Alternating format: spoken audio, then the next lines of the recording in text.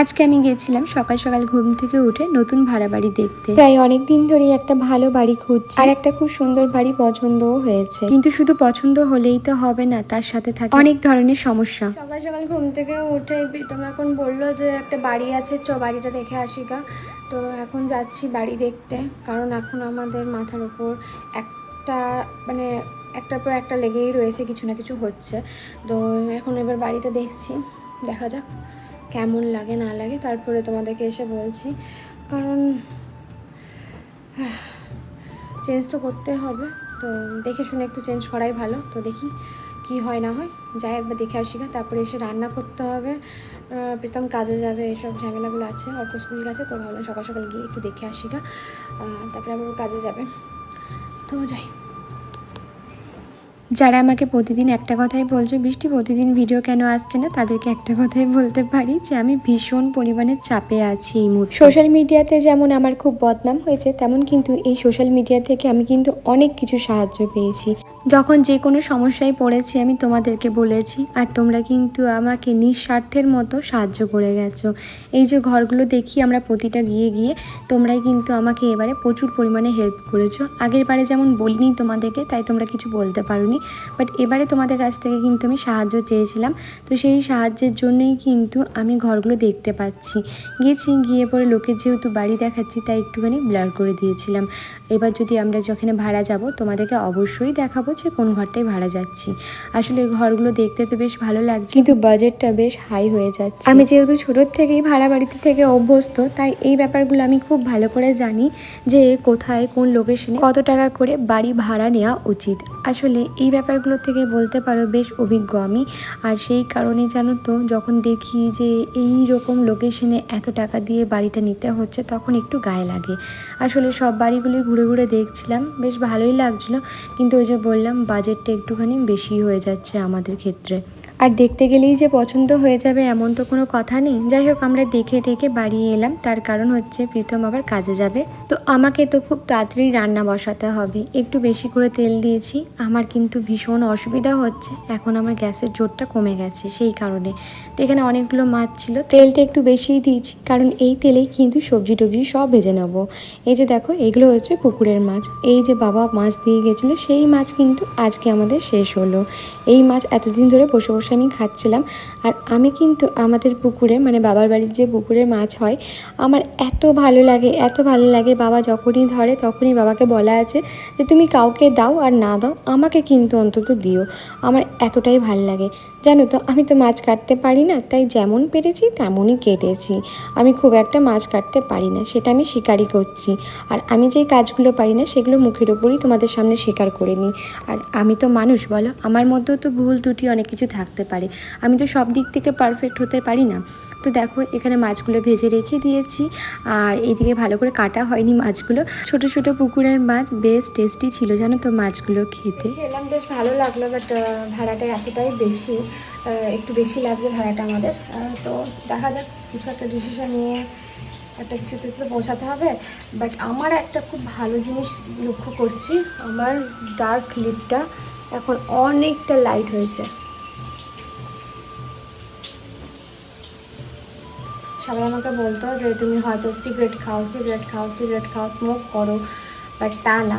Genetics বলে একটা ব্যাপার থাকে, যেমন আমার ছেলে দেখবে চোখের নিচে একটা কালি দাগ আছে, প্রীতমেরও আছে।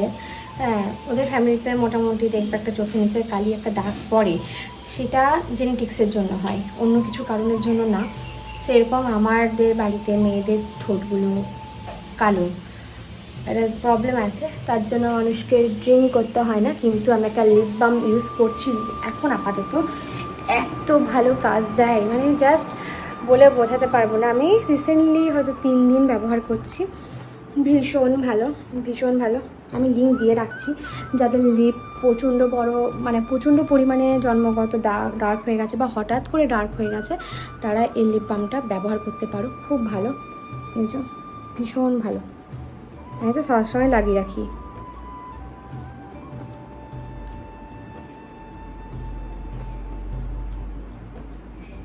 আচ্ছা, একটা কথা বলে দিচ্ছি, এটা কোনো প্রমোশনাল ভিডিও না, এটা আমার নিজস্ব টাকায় কেনা জিনিস।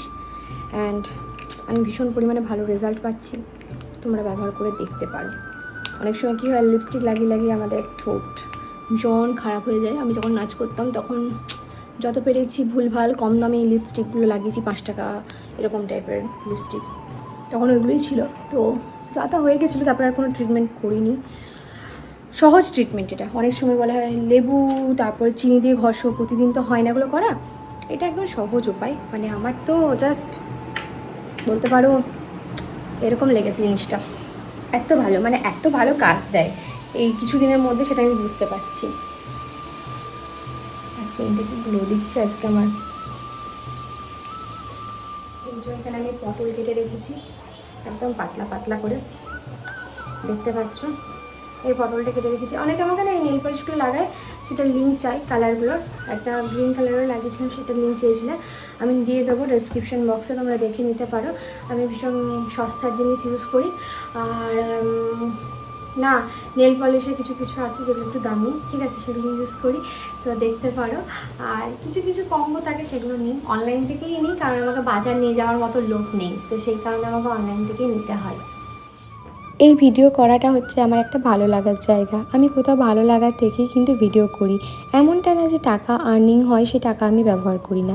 এই টাকা থেকেই কিন্তু আমার সংসারে যাবতীয় জিনিসপত্র শখ আহ্লাদ পূরণ করি। আর এমনটাও না যে আমার স্বামী কোনো কাজ করে না, আমার স্বামী কিন্তু বেশ কাজ করে।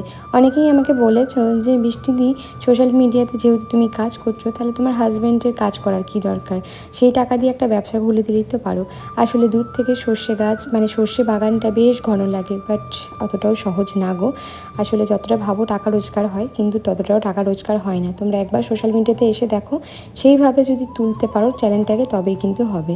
এখানে আমি মশলাটা বানিয়ে রাখছি, দেখতেই পাচ্ছ সব গুঁড়ো মশলাগুলো দিচ্ছি। যেমন হলুদ দিলাম, জিরে গুঁড়ো দিলাম, ধনে গুঁড়ো দিয়েছি, আর তার সাথে দিচ্ছি একটু কাশ্মীরি রেড চিলি। এর মধ্যে কিন্তু নুন দিই না আর তেল দিই না। আর এর মধ্যে আছে পেঁয়াজ, আদা, রসুন, একটুখানি শুকনো লঙ্কা বা কাঁচা লঙ্কা যা হোক দিয়ে একসাথে বেটে নিই। এই পেস্টটাই কিন্তু রাখি। এই পেস্টটা দিয়ে কিন্তু বাটা থাকলে খুব সহজেই সব রান্নাবান্না হয়ে যায়।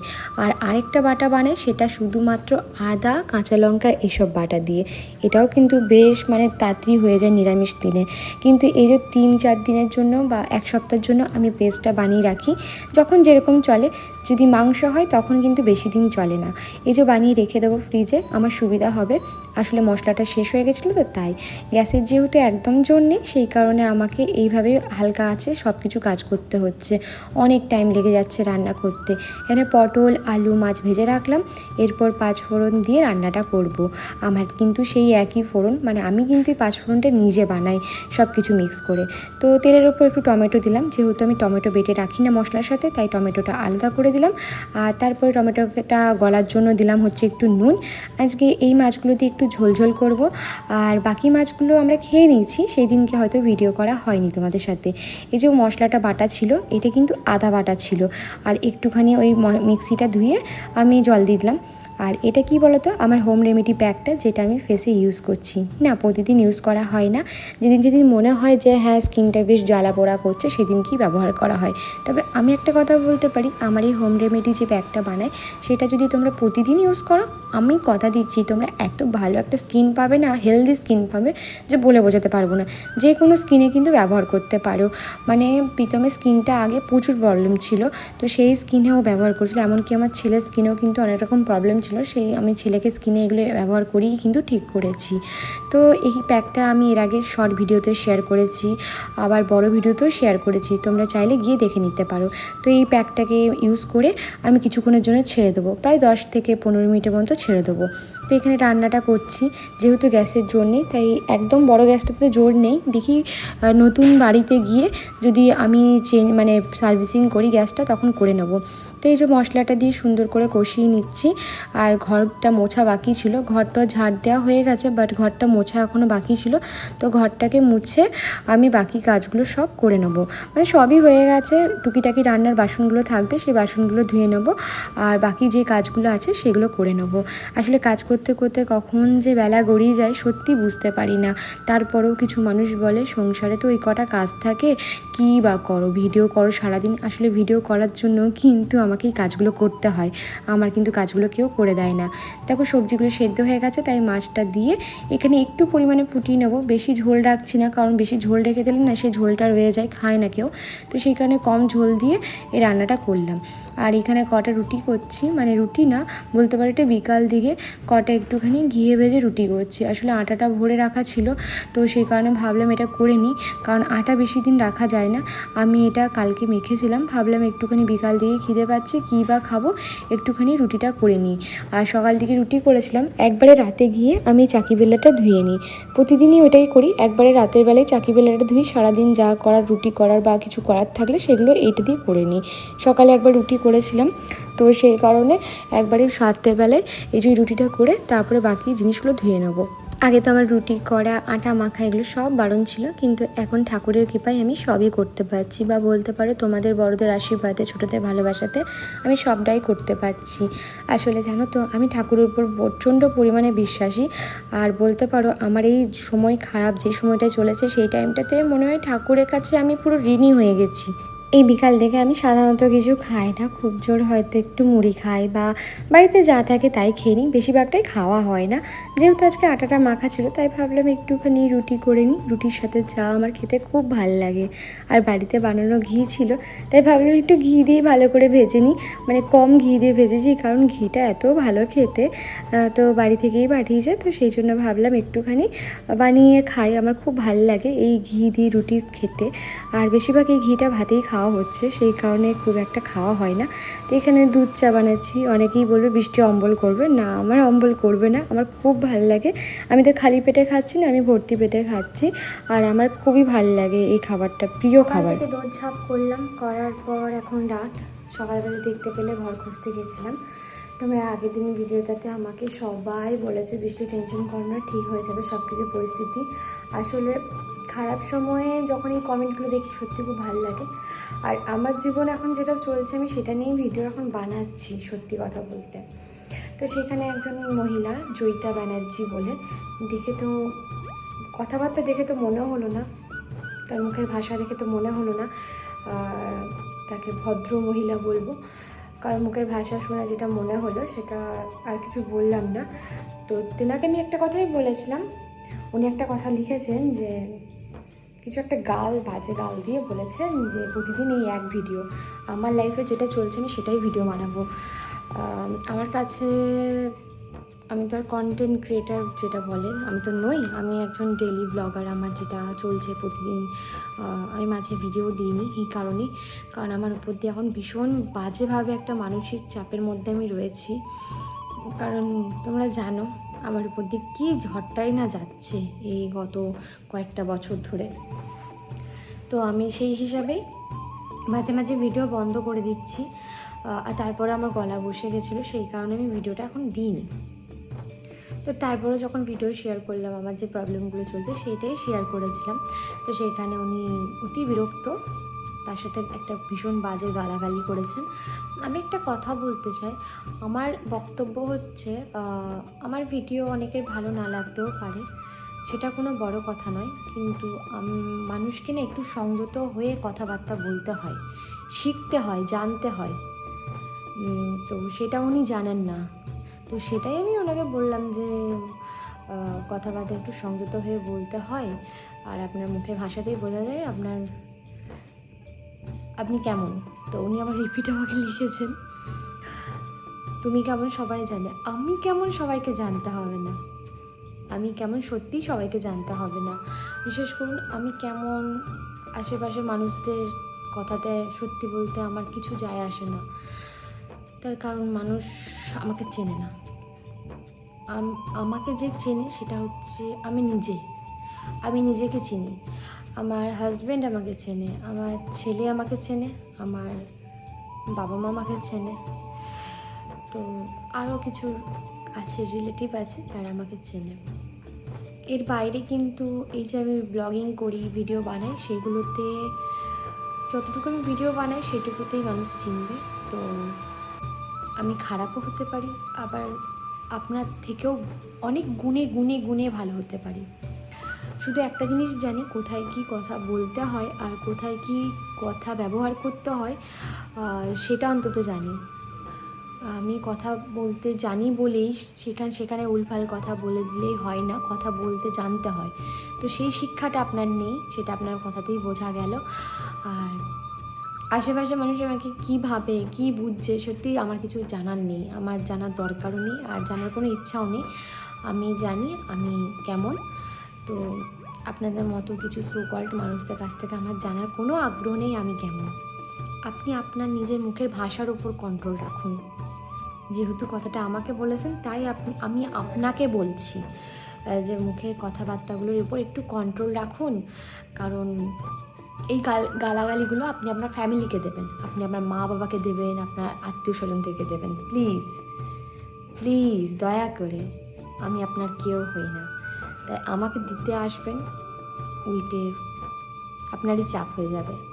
তো জাস্ট এইটুকুই আমার বলার ছিল। আর বাড়ি দেখছি, আজকে একটা বাড়ি দেখতে গেছিলাম, যদিও বা সোশ্যাল মিডিয়া সবসময় খারাপ না। আমি একটা দিদিভাইকে থ্যাংক ইউ বলতে চাই, উনি কালুদাকে পাঠিয়েছিলেন বলেই কিন্তু আমি একটা ঘর দেখতে গেছিলাম। বাট দেখা যাক কী হয়, মানে রেন্টটা একটুখানি বেশি লাগছে আমার, তো সেই কারণে আপাতত জানি না কী হবে। তো ওনার জন্যেই কিন্তু ঘরটা আমরা দেখতে যেতে পারলাম। সোশ্যাল মিডিয়া সবসময় খারাপ না, সোশ্যাল মিডিয়া থেকে অনেক কিছু হেল্প পাওয়া যায়। উনি আমাকে নাম্বারও পাঠিয়েছিলেন, কিন্তু আমি এই জায়গাটা করে নাম্বারটা রেখেছিলাম। আমার ছেলের ছোট কাগজ যদি কোথাও নামানো থাকে দেখে, তো ওইটা নিয়ে ওর কিছু একটা কাজ করে, কী কাজ করে জানি না, বাট কিছু একটা করেছে যার কারণে এই জিনিসটা হয়েছে। এবার উনি আমাকে কমেন্টও করেছিলেন, কোন ভিডিওর মধ্যে কমেন্ট করেছে আমি সেটা জানি না, বাট আর দিয়ে নামটা শুরু, এইটুকু আমি জানি ওনার। তো যদি উনি এই ভিডিওটা দেখছেন তাহলে ওনাকে বলি থ্যাংক ইউ এতটা হেল্প করার জন্য। কারণ এখনকার দিনে সবাই তো আর সাহায্যের হাতটা বাড়ায় না, আপনি বাড়িয়েছেন, অসংখ্য ধন্যবাদ। যদি ভালো ঘরটা হয়ে যায় তো ভালো, কারণ একটু রেন্টটা হাই লাগলো আমাদের। আরও ঘর দেখছি, দেখা যাক কত দূর অবধি জিনিসটা হয়। খুব তাড়াতাড়ির মধ্যে একটা ঘর খুঁজছি, বাট সব কিছু দেখে শুনে এবারে করবো। আর আমার ভিডিও নিয়ে যদি কারোর আপত্তি থাকে প্লিজ, আমি হাত জোর করে বলছি, প্লিজ স্কিপ করে যাও। আমার সত্যি কষ্ট হয় না যে আমার ভিউজ আসে না বা কিছু, আমার খারাপটা তখন লাগে যখন আমি ভালো করে ভিডিও বানাই বা ভদ্রভাবে ভিডিও বানাই, কোনো নোংরাভাবে ভিডিও না বানানোর পরও সামান্য সংসারে কাজ করি, তখন মানুষ এসে উল্টোপাল্টা বলে, তখন খারাপ লাগে। তো অশিক্ষিত মানুষদের জন্য এই ভিডিওগুলো না, প্লিজ না, আপনারা দূরে থাকবেন আমার ভিডিও থেকে, প্লিজ দূরে থাকবেন। কি আমাকে বলছো বেনাচিটি বাজার দিকে আসবে কি না, বা অনেক জায়গা থেকে বলছো, তো না আমরা ওই দিকটাতে যাব না, আমাকে সব দিকটা দেখেই চলতে হবে। অনেকেই বলেছো আড়া দিকে এসো বা অনেক কিছু, দুর্গাপুরে অনেক লোকেশন থেকেই বলছো, বাট আমাকে না, মানে আমার হাজব্যান্ড যেখানে কাজ করে আর আমার ছেলে স্কুল দেখে, আমাকে সেই দিকটা করেই আমাকে যেতে হবে। বেসিক্যালি আমি এই জোন সাইডে ঘরগুলো খুঁজছি, এই জন্য দিকে অনেকেই আমাকে বলেছে এদিকে কোয়ার্টার পাওয়া যায়, বৃষ্টি তুমি কোয়ার্টার খোঁজ নিচ্ছি, বাট কোয়ার্টার বড় পাচ্ছি না। তোমরা জানো আমার একটা বড় ম্যাট্রেস আছে, অনেকে বলেছে সোফা, এটা সোফা হবে না, এটা ওই রকম সিস্টেমই বটে, মানে সোফা করা যাবে না এটা। আর যারা বলছে এই ম্যাট্রেসটা ওই বড় খাটটার মধ্যে, মানে চৌকিটার মধ্যে পেতে দিতে, তাদেরকে বলি এটা অনেকটাই বড় ম্যাট্রেসটা, তো ওই চৌকিটার মধ্যে আসবে না। মানে আমার স্টিলের খাটটার থেকেও চৌকিটা ছোট, বুঝতে পারছো তো? তো সেই কারণে এটা তো অনেকটাই বড়, প্রায় এটা প্রীতম এটা কত কত ইয়ে হবে, এই ম্যাট্রেসটার সাইজ কত হবে? 5-7-এরও বেশি এটা, মানে এটার বেডশিট পেতেই আমি মাথা খারাপ হয়েছে। আমি আপাতত দুটো কিনে রেখেছি, আর একটা বেডশিট প্রায় 1000-এর উপরে দাম এই এই এই ম্যাট্রেসের, বুঝতে পারছো? হাতি কেনার থেকে হাতি পুষতে যে খরচাটা হয়, সেই জিনিসটা আমার এটার পেছনে হয়ে গেছে। তো এই আপাতত তোমাদেরকে ছোট্টখাট্টো আপডেটগুলো আমি দিতে থাকবো।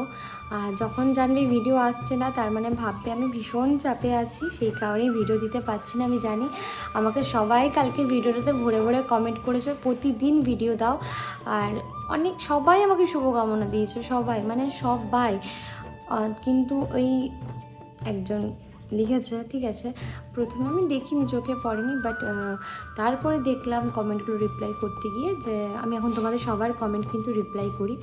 তো তখন আমি রিপ্লাই করতে গিয়ে দেখলাম যে এরকম একটা খুব সুন্দর মুখের শুদ্ধ ভাষা দিয়ে কমেন্ট করেছে, তাই ভাবলাম রিপ্লাইটা দিই। না, উনি যদি এমনি বলতেন ঠিক ছিল, বাট একটা বিচ্ছিরি গাল ব্যবহার করেছে, গালাগালি করেছে, তো সেই ক্ষেত্রে আমার মনে হলো এটা উত্তর দেওয়া উচিত। দেখো, গাল দেওয়াটা খারাপ না, বাট কোথায় তুমি সেই জিনিসটা ইউজ করছো সেটাও দেখতে হবে, তাই না? তো এইটুকুই আমার বলার ছিল, আর কিছু বলার নেই। তো আজকে ভিডিওটা এইটুকুখানি। সবাই ভালো থেকো, সুস্থ থেকো, আর সকলকে ভালো রেখো।